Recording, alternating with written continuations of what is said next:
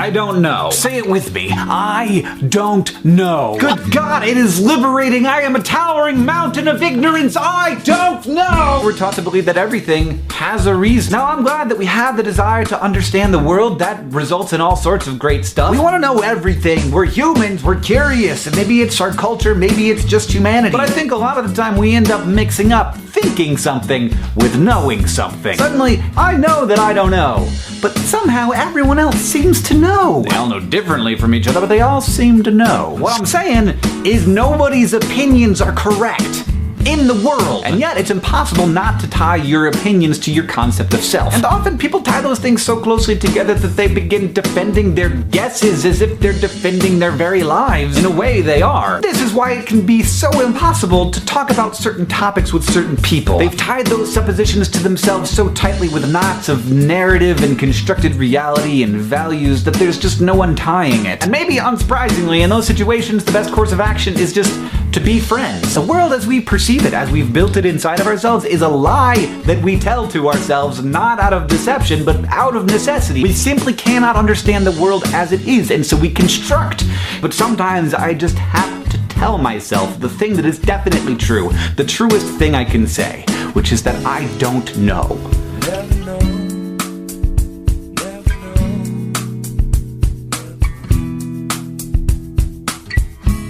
This is the Everyone's Agnostic Podcast with Bob Pondillo and Cass Midgley.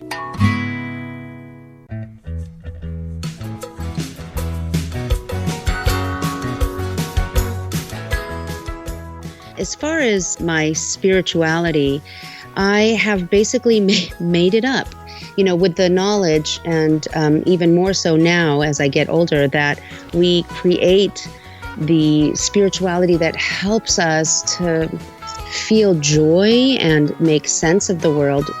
And is it real? Probably not. Is any of it true? Probably not. But does it help us to live juicy and full lives? Absolutely. Yeah. And we really don't know anything. And we really know everything. I mean, as ridiculous as that might sound, I do believe that all of it is true and none of it is true. It's just bigger than we can even fathom. Welcome, everyone, to episode 203 of the Everyone's Agnostic Podcast. I'm Cass Midgley. Today, I interview Jenny Q. Unfortunately, Bob's not with us on today's episode. Jenny Q was born in Southern California to Palestinian immigrants. Her love of herbs began in her teens, while on the road following the Grateful Dead. She has set her roots in Joshua Tree, California, where she opened the Grateful Desert, a local apothecary. In 2014, Jenny suddenly became seriously ill and rapidly descended into a coma with slender chance of survival. She has quite a story and has put it in a book entitled Held Together, which incorporates many of her friends who bore witness to the experience. The book releases June 1st.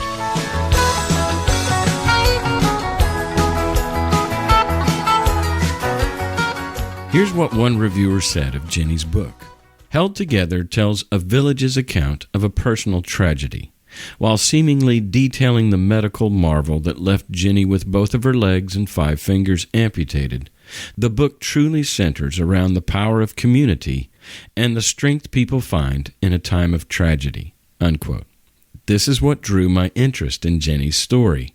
It's a testament to the power of community and the determination of the human spirit.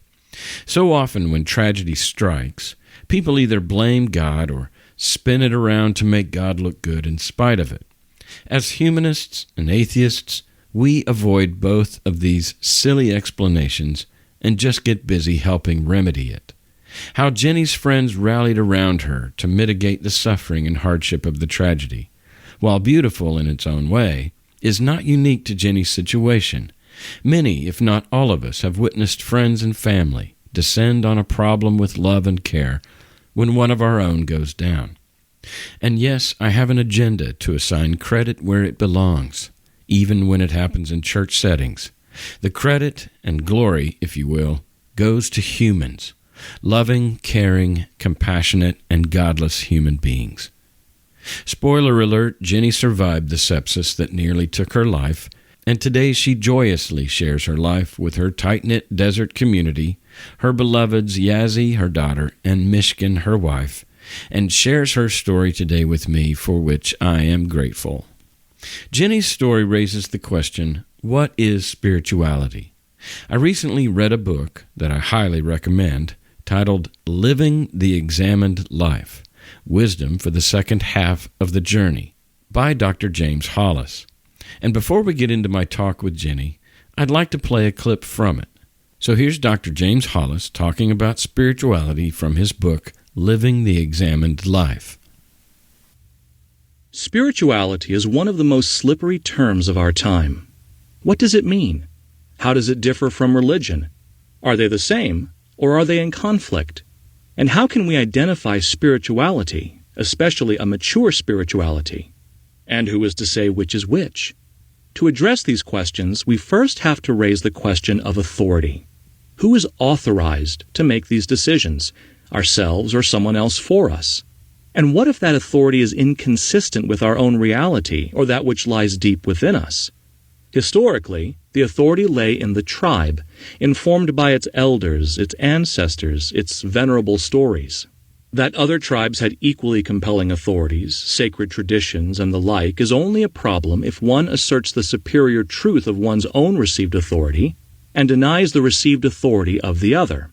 Or, as Joseph Campbell wryly observed, myth is other people's religion.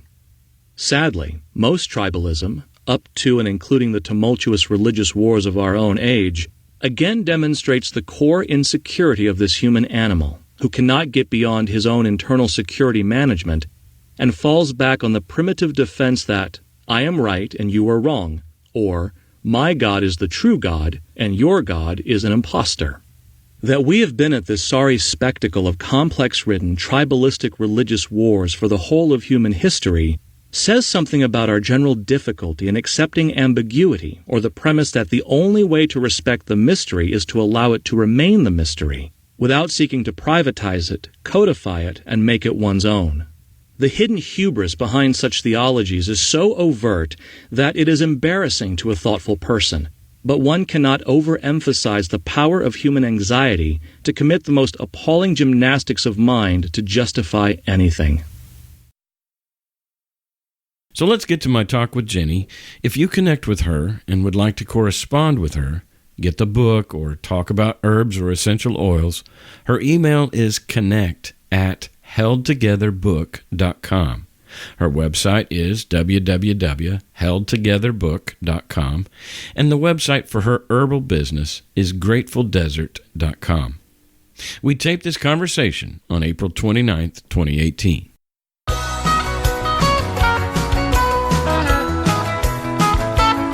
We interview people you don't know about a subject no one wants to talk about. We hope to encourage people in the process of deconstructing their faith and help curb the loneliness that accompanies it. We think the world is a better place when more people live by sight, not by faith. Please subscribe to our podcast and leave a review wherever you listen to podcasts. Also, we offer these podcasts for free and without sponsors. Therefore, your support truly makes a difference. You can support us monetarily in two easy ways. You can pledge a monthly donation through Patreon.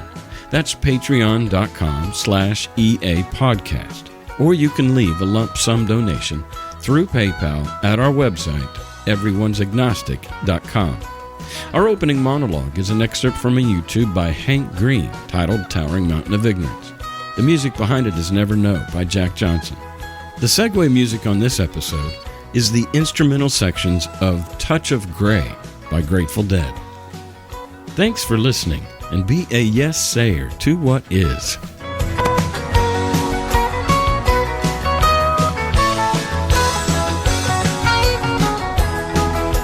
Hi, Cass. Hey, Jenny.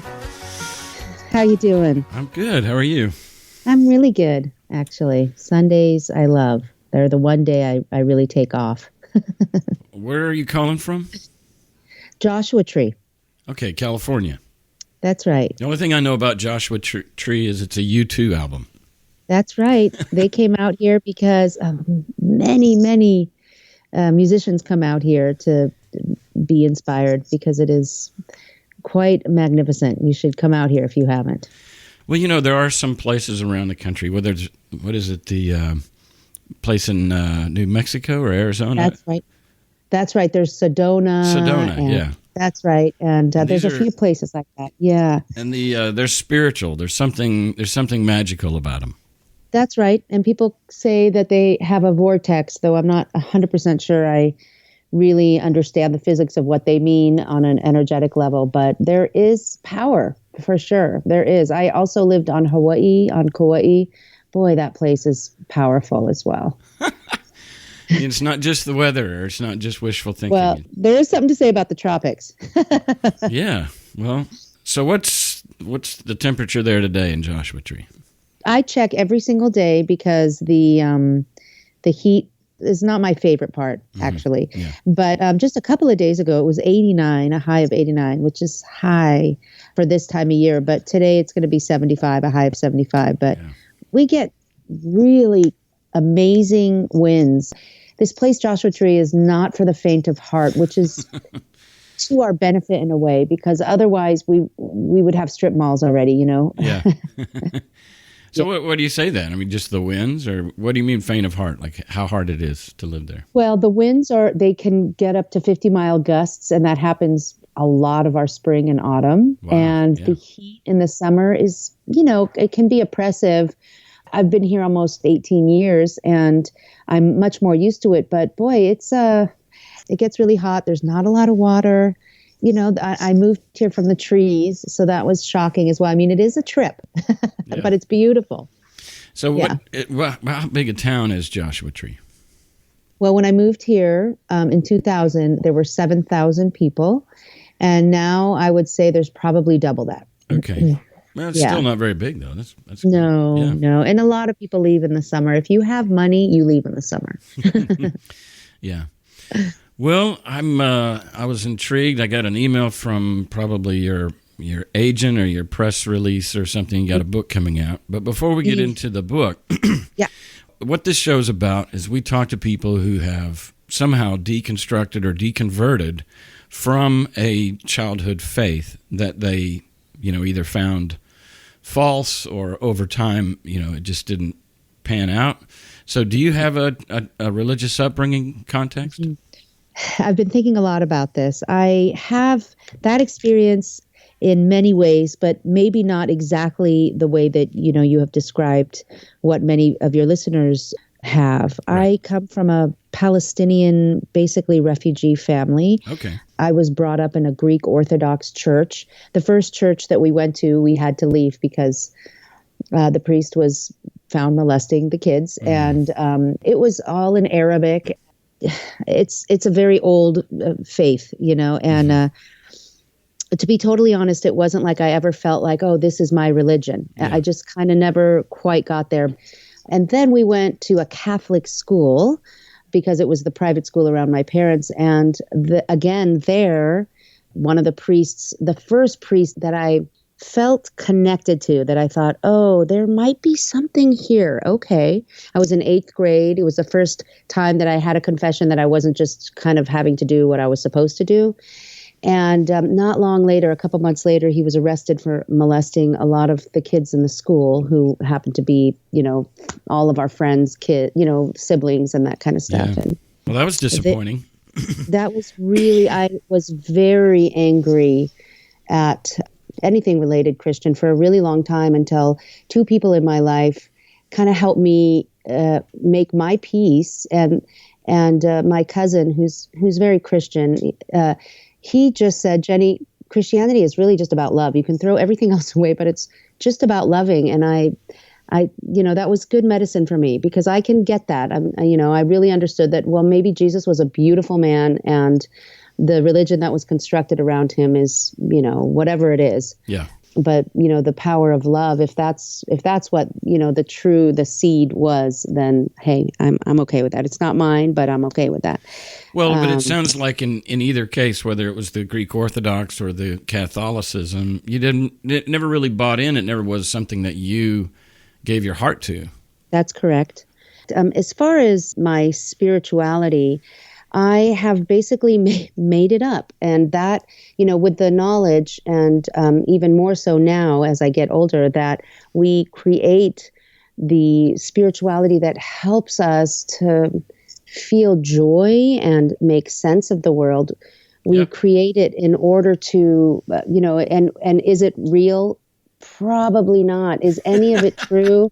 Probably not. But does it help us to live juicy and full lives? Absolutely. Yeah.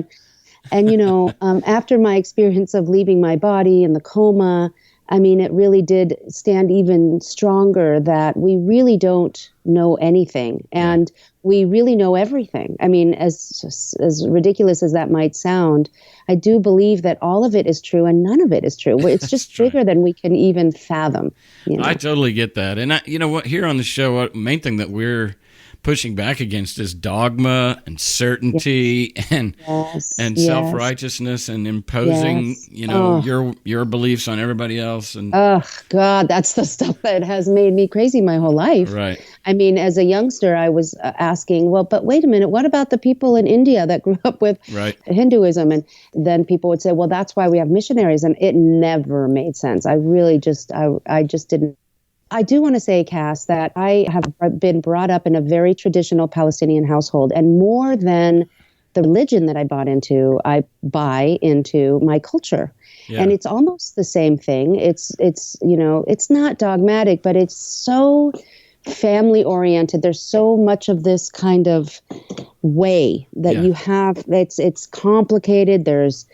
There's almost like a mafioso family loyalty. And then also there's this shame, and there's this like that you have to kind of not say anything to anybody about anything because of the evil eye. But then there's this kind of, but my family's all, there's this weird, what's the word? Dynamic? And you need to have a book, that tells you all the rules. And there are ways that are expected of you, and I'm sure it's the same in religion, but the way that you act in our culture is kind of standard, and you kind of need to follow the way, because I wear everything outwardly, as they say, my emotions on my sleeve. I had a bit of a problem with that. I never quite could get in line like my 4 siblings could. Mm-hmm. And then I'm gay. Yeah. I came out in my 20s, and it was very difficult. My mom just ignored it. But, she knew, she prayed for me and all that stuff. Even at one point, she just disowned me in a way, didn't want to talk to me anymore. And then at the end of my 20s, right when I was turning 30, I wanted to try it with a man. I really wanted a baby, and I really wanted my family. And I just said, hey, if I can be with a guy, I'll be happy. I mean, I'm not going to be with a guy if I'm unhappy. But so I did. I tried it, and I had a beautiful baby with this man. And even he later said, well, we're great friends, but you're gay. And so I just came out again in a way. And that was a little bit too much for my especially my mom. She thought maybe that I was cured in a way, and I haven't been excommunicated like some religions. You don't get to talk to your family, but I'm not invited to the family weddings. Actually, I can go to weddings as long as I leave my wife behind. Yeah. I can go to Christmas as long as I leave my wife behind. So it's not quite the same as, so I do have some Arab friends who, I actually have an Arab friend who had to leave the Middle East because her dad might have killed her. But, that's the extreme. And there are many Arabs that cannot come out, and they just never come out. And then some Arab friends who they are completely excommunicated from their families. Yeah. You mentioned your, the strain on your relationship with your mother. What about your father? He's pretty open. They were both brought up in the Middle East, but my dad is a physician and is a pediatrician. And so he just spent his whole life dealing with kids and teens. And so he had a really open perspective and still does. And he is supportive. Okay. And they're still together. They're still together. So he might be supportive, but he can't say so. Right. Yeah, he's got to make a choice. What about your 4 siblings? You get along with them? I am really blessed. I have a group of queer women that are Arab, and when I speak with them, they often tell me how blessed I am, how lucky I am that my siblings are okay with me being gay, because most brothers, especially the brothers, are shamed by that, and also sisters are worried that they won't get married. I mean, it's almost like, oh, that's a mar on your family line, and so they're just, that's where the shame is. We don't talk about those things that are less than desirable. And me being gay, and me being out, and me being married, and having a child with, to a woman, and having a child, that's pretty. It's hard for an Arab family. That's a lot for them to bite off. Yeah. It's a lot for my parents, and maybe for some of my aunts and uncles, but my siblings are supportive. Yeah. But they also have to make a choice, Has. Yeah. I mean, they and lately it's just been, well, we want my parents, and we'll just meet with you guys, at a separate time. And so that's kind of what's been happening, is my siblings and I meet, but not with the rest of my family. Well, let's talk about your sepsis. This is a disease of the blood? Yes, it's when you have an infection, say on your skin or a wound, or even internal organs that go into your bloodstream. Uh-huh. Some people told my parents, some doctors said that I have a 10% chance to live. Some doctors said I have a 2% or 0% chance to live. Basically, what happens sometimes with sepsis is your body shuts down, all of your organs shut down, all of your blood clots, you bleed out, and you die. Yeah. So that's what the prognosis was for me. So you went into a coma. Yeah. For how long? 6 days. Okay. Yeah. And then it was while you're in a coma, you had an out-of-body experience? Yeah, I did, actually. And there's no way to really explain it in words, to be really real. And yet I remember it distinctly, and sometimes I am triggered back to that moment, those moments. I don't know how long I was actually out of my body and how much I was in my body, because I remember bits of being in the coma in my body as well, almost like you're asleep, but you're aware. But when I was out of my body, I really felt like I was in the cosmos. It felt to me like space. Now, I do understand that could be because somewhere in my brain, I know, I believe that that's where we will be. And yet for me, it was space. It was black with stars, brightness and dark. There was like kind of colors, like what they show you, with those clouds, the cloud colors and all that kind of stuff. Yeah. So how'd you get out of the coma? Like how did you heal? So just to go back for a moment, I have two friends, one in Joshua Tree and one in Portland, who do not know each other. One who I barely knew at the time, who said that they meditated and then proceeded to describe to me what they saw. And it was exactly what I had described to Mishkin, my now wife, what I saw. And so that was kind of shocking and also validating. Mm-hmm. But when I was there was a book that was of my daughter's. And when I saw the book, I immediately snapped back into my body. Huh. Yeah. So I know that I made a choice. And then I don't know how long, again, that I was gone and how long I was in my body, but it took me months from the moment that I woke up from the coma for me to even know that I was a person. Oh, wow. I couldn't move at all, and they had to come in every 2 hours and turn me so I didn't get bed sores. Yeah. I couldn't move. And the first time I even moved my hand, everybody, exploded into applause, and and then I had to learn, of course, like you hear about people in a coma, how to move, how to feed myself, how, I couldn't, so everybody had to give me water or whatever. And also the notion of no ego is explosive. It's big. I was aware of everything going on around me, but I didn't know anything about who I was. And so slowly I started to come back to earth essentially into who I am as the construct of that I've created all my life. People brought in pictures, and that took a lot of time. And while I was in the hospital, I was also on a lot of drugs. I was having surgery after surgery after surgery. My skin was falling off. They had to take my legs. They had to take fingers and internal organs. They amputated your legs. That's right. How high up? Below the knee. Okay. So it's just somewhat below the knee. Yeah. And that was and now I have prosthesis. The infection had spread like to your feet? Or?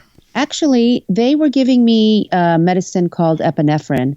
And what that does is it kind of shunts the blood away from your extremities. So it closes off the veins in your extremities so that the blood is more available to your vital organs. Okay. So they gave me high dose of that because they thought I was going to die, and that's when my legs started turning purple and then black. Yeah. Wow. Okay, so a couple of questions that came up while you were talking. Number one, the book that belonged to your daughter, was it like there in the hospital room? No. It's just back at the house. Yeah, and it was kind of a bookshelf actually that I looked up. There was just stuff of mine from my childhood, like my Pooh Bear and some pottery pieces, and then at the top of the bookshelf. And it wasn't like I was having an experience, a trip. It was more like I was just there. But then the only thing and I did see some faces, even some faces of people that I know but don't know that well. But it was more about their eyes. Their eyes were kind of like the stars. And I looked up then when my eyes kind of reached the top of the bookshelf, there was one of my daughter Yazi's favorite books. And then I just snapped into my body at that point. What's the book? The book was called The Good Morning Song. Okay. And I used to sing it to her every morning. Yeah. Wow. The other thing that came up was that you said that, you were conscious, but yet you weren't aware of yourself, and that they were showing you pictures. Were they showing you pictures of yourself? Yes. Wow. And of my daughter and of my wife, Michigan. She was my girlfriend then. She was I must say, my new girlfriend at the time. We had just met. Yeah. She had moved into our house 2 months before I got sick. So all of a sudden she was at my home with my daughter and my community, and didn't really know anybody yet. Wow. And then I was gone. Yeah. And so she was raising our child and driving to the hospital. I have businesses to run. So my employees kept working. Now, this is where I want to talk about community. Yeah. My community, they didn't know what was wrong with me because, again, another part of being Arab is you have to be aware of the evil eye. So if you start talking about the vulnerabilities, I could have died. And so it could be more dangerous for me. So there was no information about what was going on. Everybody just knew that Jenny was sick and might not make it. Okay, wait a second. The people in your life are either not allowed or afraid to talk about your disease?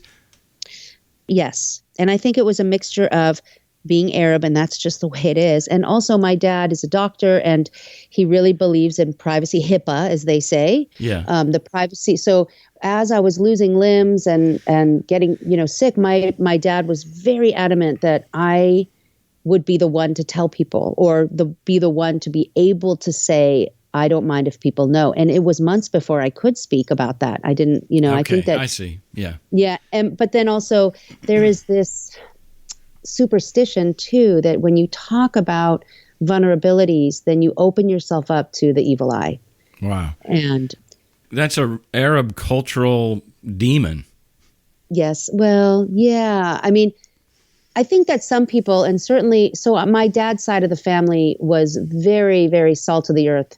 And my tata didn't speak a word of English, and she was very superstitious. So all of that stuff, yes, she would say negative, she would say it's the demon. But my mom's side was more cultured. They were, in 48, they moved to Lebanon. And so they were just more educated. And they would probably say, I don't know what they would say. They're still very superstitious, actually.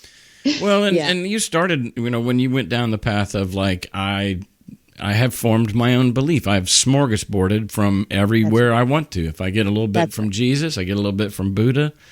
And that's right. We're meaning-making, storytelling, pattern-seeking creatures. That's and right. At the end of the day, I love the way you said it. It's like, it's probably not true, but it works for me, and it makes me happy. Right. And I think the word juicy came up. Yeah. And yes. there's nothing wrong with that, especially since you're not imposing it on others. And here you're talking about a culture where they too have formed some explanation, some meaning making. Whenever I think Bob tells a story about there was a belief that where when a bird flies into the house, that's a bad omen. Yes. Oh my God, Cass, I grew up with so many of those, and I believe them because I didn't know any better, because I grew up around all Arabs. Mm-hmm. And it was, I was in high school, my sister and I, and my good friend who was she was brought up by hippies, so she didn't buy into any of it, but we were standing underneath this tree, and there was all this caterpillar eggs that were kind of coming off the tree, and my mom came out and screamed bloody murder. Get away from under the tree. You're going to have a bald spot if any of those eggs land on your head. Now, my sister and I ran, and my friend was sure. What are you talking about? And it was the first time that I thought, wait, what?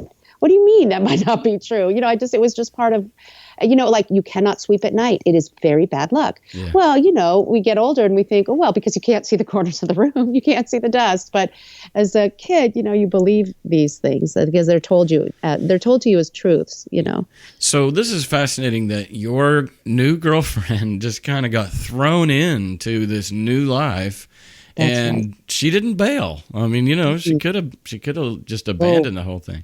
Most people would have, indeed. I mean, not only was she now with this, God, it was so multi-layered. I mean, she had never even really been around kids much at all.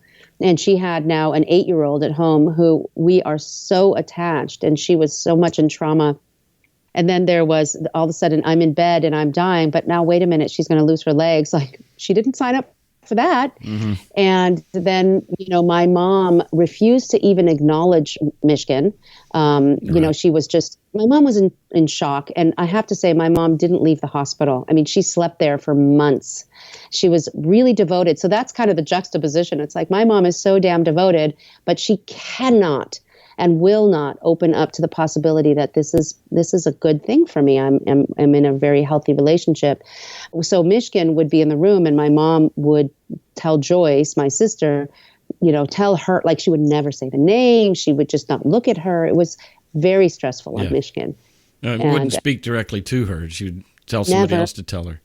And never would leave the room so that we would have some private moments as well. It was actually And she was, of course, very protective, but also, Michigan was just like, I just want a night alone, with my new girlfriend. So she really dealt with a lot and yet stayed. It's really magical. And the community around us in Joshua Tree, so many of us had kids at the same time, and we're very protective of all. We feel like they're all of our children, Yeah. And so they saw that I was gone and there was a new person here taking care of Yazzie. So my community descended and helped with Yazzie, brought food for Michigan and Yazzie, and Michigan's friends came and stayed and helped run my business. I have a store. And so there was a lot going on. My employees kept working, without me there, their boss.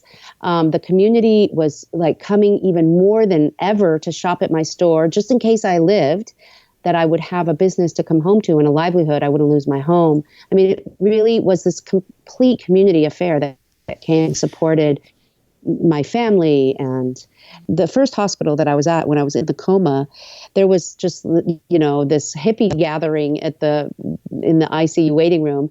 The book is great because there are stories from so many people telling it from so many sides. Mm-hmm. But, my siblings are like, and then we go we come in and there's Arabs on one side of the room and there's hippies on the other singing Grateful Dead songs and praying and chanting. And, it's just, movie material for sure. Yeah, for sure. And just in the context of what I myself and those that have left the faith, our community was the church. And you're talking about bringing meals and sharing duties and taking care of each other when you're in the hospital and all of that. We had that within the Christian community. And then when we left the faith, all of that just collapsed. And So I'm just saying that it is, and you're expressing the beauty of community, and it is one of the things that we miss most.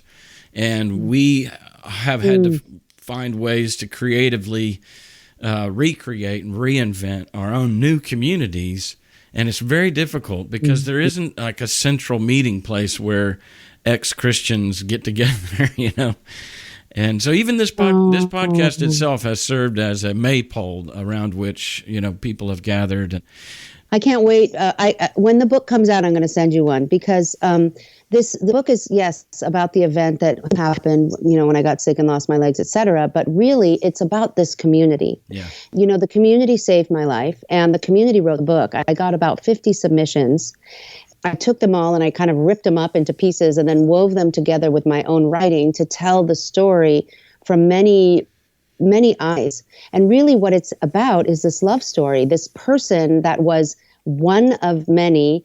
It could have been any of us that left and got sick and almost died, and how that affected every one of us, how that affected other kids, how that affected, you know, people's feelings of their own mortality and people's feelings of depression based on little things in their life, and, you know, when really then perspective changes for people. But I wanted to say also that I was realizing that your podcast is on Sunday, or at least the interview, and I thought, wow, you know, people feeling isolated and rejected could really use this podcast as a lifeline. It kind of breaks my heart. We know that we're tribal creatures, and tribalism is kind of a two-edged sword, right? I mean, some of what we're experiencing in America right now is such a broad chasm between different ideologies, whether it's liberal or conservative or religious or secular. And we're kind of backing into our own corners and wagging our fingers at the other tribes. That's right. And that's unfortunate. But at the end of the day, we do need and we benefit greatly from tribes. I know that there's probably people listening to this show right now who maybe they went through a disease or a hospitalization, or even now they might have some kind of handicap, and yet nobody rallied around them. and I know that you know this. You sound very grateful, and you sound very aware of how fortunate you were that you hit the lottery, it sounds like, with the type of people that surrounded you. Very much so, Cass. I am so grateful. I was recently at a gathering, and this woman came up and started talking. And I'm also an herbalist and a healer in town, so people just tend to come up and talk to me about their health. And she started talking about her health and how she almost died, but nobody was there for her. And I was just looking at her I was stunned, and I was horrified for her. Yeah. Yeah. So I see it. I do see it. Yeah. Actually, today after we chat, I'm running down to see one of my neighbors who got meningitis and had to have brain surgery. And she's so afraid of the hospital, and she knows that I made it. So she asked, you know, this community does try to rally around as much as we can.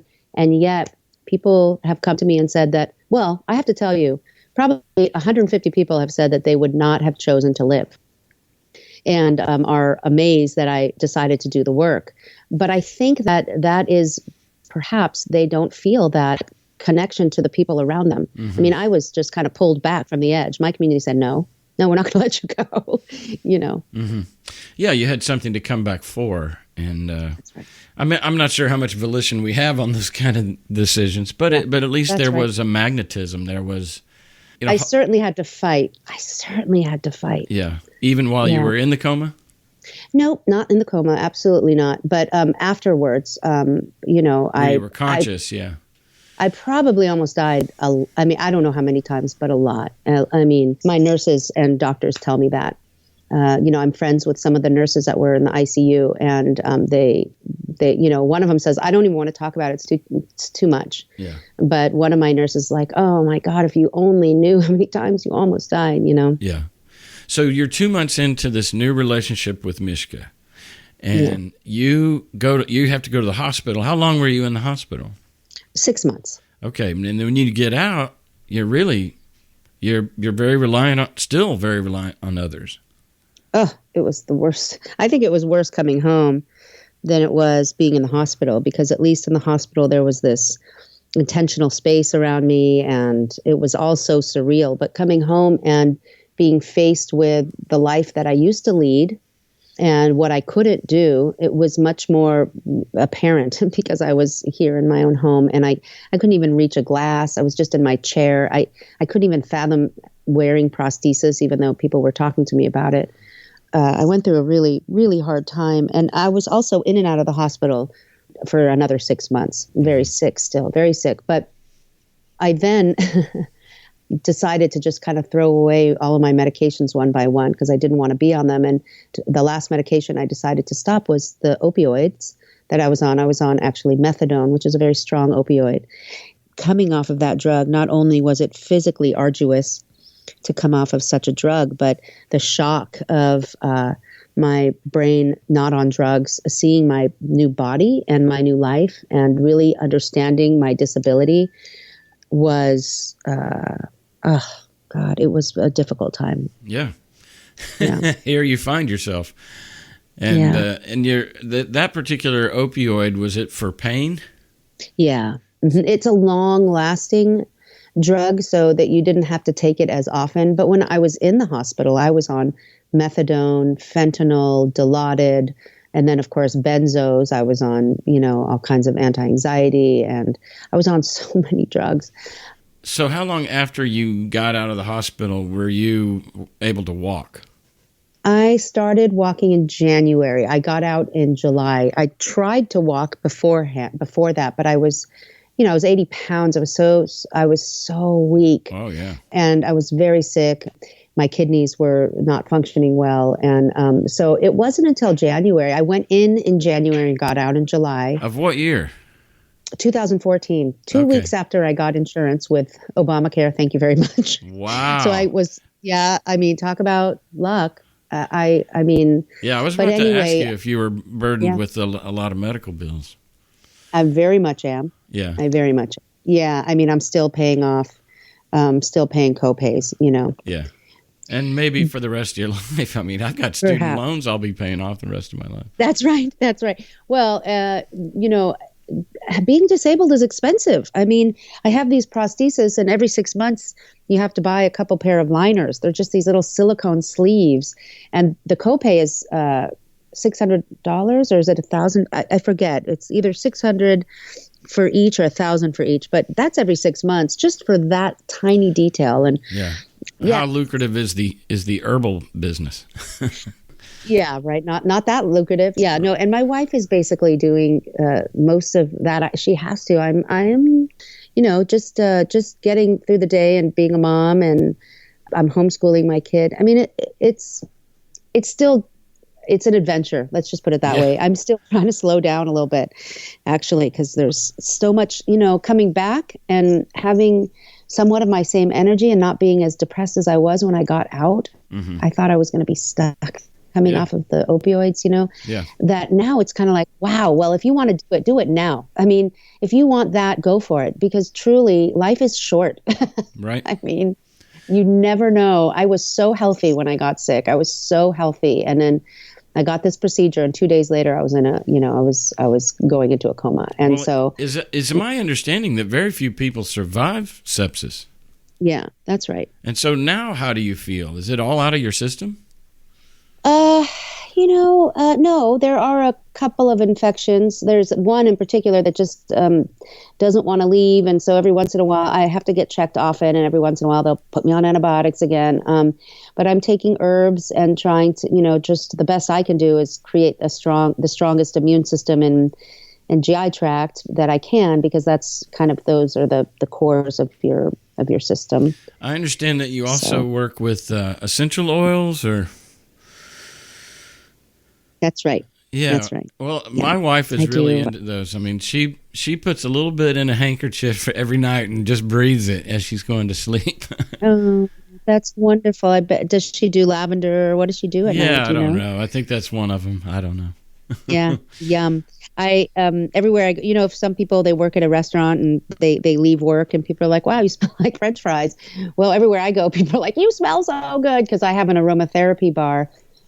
Excuse me, at my store. Yeah. And so I'm constantly making formulas for people. And you have a happy hour? I do. Well, at the festival, actually, I go to the local Joshua Tree Festival, and I do have a happy hour. I take my internal herbs and put them in martinis for people. And some of which you can ingest, and some of them are poisonous to ingest, right? That's correct. So I don't do it with essential oils. I do it with tinctures. Okay. Yeah. And coming back from such an ordeal, like I was telling you before, I really have infused joy as one of the integral therapies. Yeah. Yeah. So how do you pursue joy? Like for me, I go to Comedy Central. I do whatever I can to laugh because I think there's some powerful endorphins that are released when one laughs. Indeed. I try to do as much one-on-one, eye-to-eye with the loved ones around me because that to me makes me feel, like I said before, juicy. I mean, it's what enlivens me. And also being able to be a person where people come to and download or want to be held or just want to be listened to, that also brings me great joy. But, my family, my daughter Yazzie and my wife Mishkin, they're integral to my joy. Yeah. Well, it sounds like you're very intentional, you're engaging, and you're present. And just the way you've worded that eye to eye, it's probably, very focused and very present. People are my favorite thing.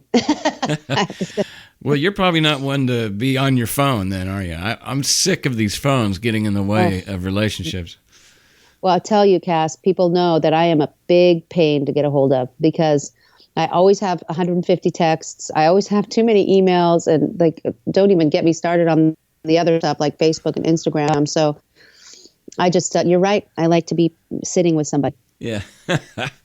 So the name of the book is Held Together. It comes out June 1st, right? That's right. That's right. And it is a community story because my story is a community story. Yeah.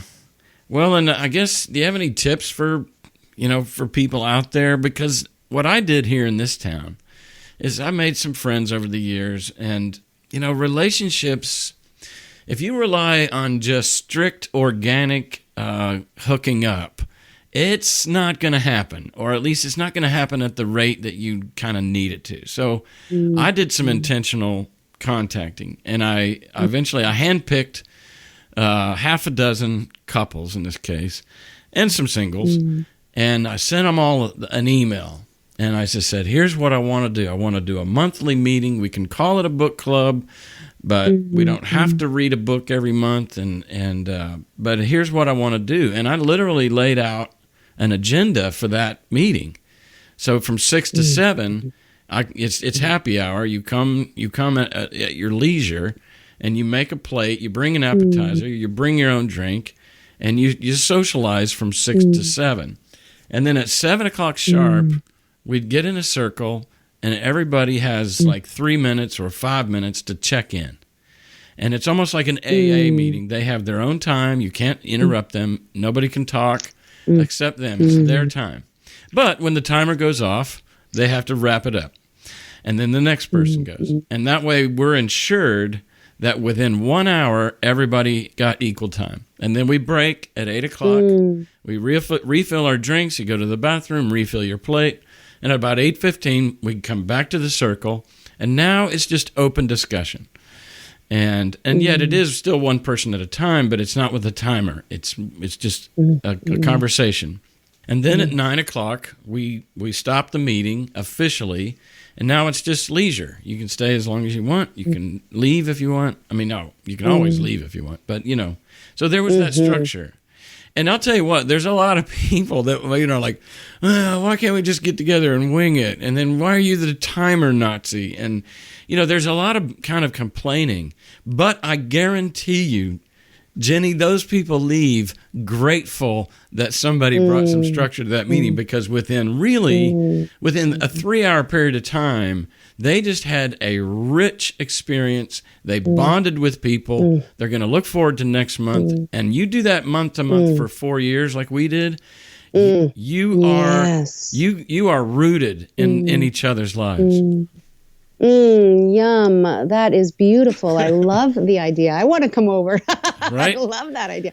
I love the idea of the consistency and every month and setting intention. I that resonates strongly with me as well. Yeah, well, and because we're ex-Christians and we don't go to church, we kind of have to, because really one of the best things, let's just say all religion is man-made, all religion is mythical, etc., then we could really assume that what's the strength of these gatherings? It's not necessarily the mythical message or, I'll tell you, I think it's the community. It's the human connection. If there is a God, he's, like you said, he's within the eyes of your neighbor. I mean, even Jesus said that when you've done it unto the least of these, you've done it unto me, which means he literally embodied himself in people. So how you treat people is how you treat God. Right. And why wouldn't you want to do that anyway? Because just me anyway, I mean, when I get to feel into a different person, and have a real deep connection, that is empowering. And to me, that is God, that feeling of empowerment and love, that is that connection between somebody else. And I like what you said as far as why wouldn't we already want to do that? We don't need to be told, but in a way we kind of do. We need an excuse, or at least some people do. But that's why secular humanism is probably the most appealing ideology to me. If we're going to have labels, in that we just treat one another right. We just the golden rule. I never quite understood why people needed the threat of, hell in order to be a good person or to treat people well. Because there is, unless someone is mentally ill, right. There is this natural reward that comes from doing well and doing good by people.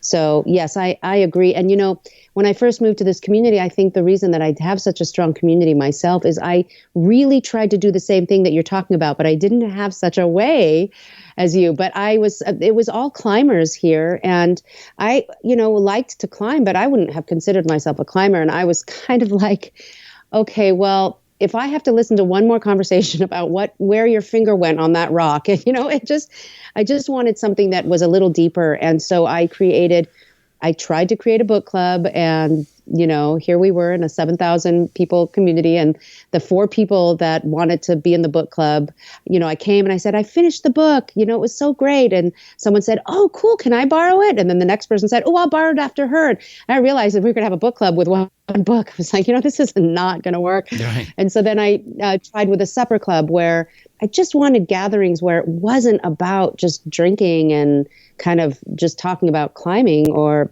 I wanted something deeper. And so I started a supper club where, we had a theme and everybody bought the recipe and everybody spoke. Everybody just had something else to talk about. Yeah, besides small talk. Besides small talk, yeah. And I do have a group of women that come over, and every month we sit outside and we set intentions for the month, and we listen to each other, where you are in your life. Where are you in your life? And most people would say that sounds like church, but that is, what I would say, our church. And my 12-year-old says, I've always raised her to say, well, Christians believe that you have to do it this way. It has to be in a building, but outside is ours. Then we do it too. So when your grandmother asks you if you go to church, you can say yes, honestly, because when we go outside, we commune with the earth. Yeah. That is what we consider our church. So, well, even, asking somebody what I used to have, within the Christian faith, we would have a spiritual director, and one of the questions you start the meeting with is, where are you in your journey with Jesus?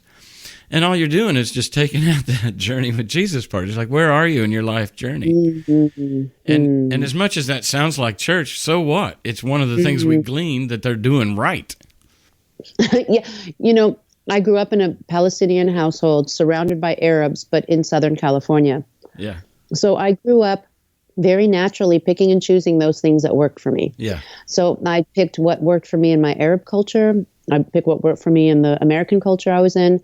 And I certainly have done that with my own belief systems as well. Yeah. And it changes. So when people say, well, what do you believe? I say, well, it depends on the day, Yeah. Anna, that's a great answer. My sister, everybody's concerned about me because I'm an apostate, to my family and to my former friends, because I was a pastor for 20 years. Wow. And they're concerned about my children. They're concerned about my wife. And so if they ever get a chance, they always ask my wife, where are you on this? Or do you still believe in God? And she says, when it's convenient.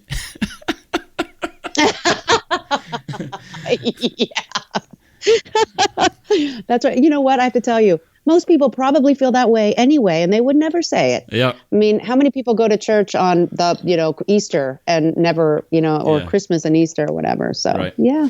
So, or they pray when somebody's sick, but they're not saying thank you, thank you, thank you, thank you every day, which really is what brings me joy as well. Just thank you, gratitude, you. Look at yeah. All right. So on the home stretch, I like to ask somebody a couple of personal questions just to get to the human side a little bit more. And I'll come up with a couple today that came to mind this week. Do you have any tattoos? I love that question. It's perfect. Well, I love that you asked that, and I'll try to be brief. But, I accidentally, it's not really accidentally, I had this small, tattoo that I wanted to have put on my back, and I waited years to get it done. And it turned out to be most of my back, with a tree mother, and the roots down my buttocks, and the branches up my back, and the moons. I mean, it was huge. It was my whole back. Well, and I had a couple of others. I had a woman on both of my ankles. And I had the moons on 3 of my fingers. And so during my hospital stay, of course, I lost the 2 ankle tattoos. Mm-hmm. I lost 3 of the moons on my fingers, obviously. Wait, you lost fingers? I lost 4.5 fingers. Oh my gosh, I didn't realize that. Yeah. And I lost internal organs as well. So my back, it had this huge tattoo. And there was this one time when I was still just so high on the drugs and I was so sick. And I had these doctors in my room and they were laughing and chuckling about blue moons. And I didn't get it. And I didn't like this doctor at that moment. Everything was hazy, but I knew that whatever he was laughing about, I didn't like him. Anyway, later I realized that what they were laughing about was they had to take strips of my skin. They couldn't use cadaver skin. They tried and my body wasn't having it. So they had to take skin from my whole body, the body that wasn't hurt. They shaved my head and took my scalp. They took my whole back, and they took strips of it and had to put it on other parts of my body. They took this large tattoo from my back and placed my tattooed skin all over my body. So I had the moons from my back on my legs and all that kind of stuff. So yeah, I lost a lot of tattoos, and also one tattoo is now splayed all over. Okay. I'm going to have to wrap it up because it's really a bad signal, and I'll basically just I'm going to give out the email address connect@heldtogetherbook.com if people want to contact you. Is that okay? That's right. Absolutely. You can give them the website, so that if they want to see what's going on, they can even, I think there might be clips of the book online, but please let your, the best part of all of this part of the book is that I'm getting to meet people who may want support, and that's what I love. Yeah. Well, I really appreciate you. I think we're, because 2 humans that just love being human and love humanity, that I can say, I love you. Sweetheart, Cass, I feel the same about you. Just I was nervous to be on this podcast, and just like hearing a little bit about you, reading some about you, and then your email to me yesterday, I'm just like, God, what a sweetheart you are. I love you. Well, and I was really, torn whether I was going to be able to do this show, and I had to do it without Bob because Bob just has no patience for what he considers to be woo-woo. And but I found you to be really honest about your woo-woo. I mean, you're just like, hey, it's probably not true, but I may know nothing and I may know everything. I mean, that's very what we call agnostic, So. That's what my wife keeps saying. I'm like, oh, my God, I'm so nervous with this show. She goes, honey, you are the absolute meaning of agnostic because you use it for what works for you and you leave it behind for what doesn't. So, Well, thanks again and have a good rest of your weekend. You too, Cass. Thank you so much.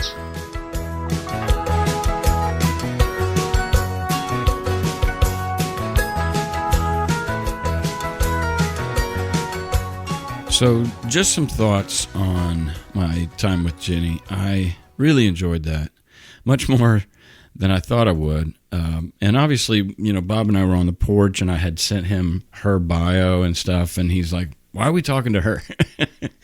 And there is that element, and maybe some of you felt that way as you were listening to the show. She didn't have a traumatic departure from faith because she never really bought in. And here's an example of agency that in some ways Jenny has lived her whole life with her personal agency intact. Except for that time in the coma, or right when she came out, where she had no ego. She had no self-awareness of her own existence. That's at least the way it sounded to me. And what an interesting story. The beauty and the power of community. One thing that was happening there at the end is when I asked her about tattoos, and then we had technical difficulties, what she was describing was because her skin was falling off, and part of, the skin is an organ, and she had a lot of organs that were shutting down because of the sepsis. But she had a full back tattoo of a tree, and it went all the way from her buttocks to her shoulders, and it was, there was moons and various things. But in the places on her body where the skin was dying, they grafted skin from her back and put it on these places where her skin was dying, which you can imagine now is tattooed skin. A little patch of tattooed skin. And because, they went to all kinds of extremes, cutting off her legs, cutting off 4.5 fingers, basically patchworking her body and skin with tattooed skin. This was desperate. They knew and were pretty confident that she was going to die. And this is them pulling out all the stops to save her life, which they did. And but now she's able to laugh about it because she has patches of partial tattooed skin all over her body. And I don't know if there's a photo. Maybe, I don't know. Anyway, I hope you enjoyed that. Jenny Q. She can be contacted at connect@heldtogetherbook.com. That's the word connect at heldtogetherbook.com. That's the name of the book, Held Together. It comes out June 1st, which I think by the time this comes out will be next week. Also, she's got a website called GratefulDesert.com. Sounds like she was deeply influenced by the Grateful Dead, and they live in the desert. She's an herbalist, I guess is what you call it, and so anyway, I've already introduced those things at the top of the show, but anyway, hope you enjoyed it, and we'll talk to you next week.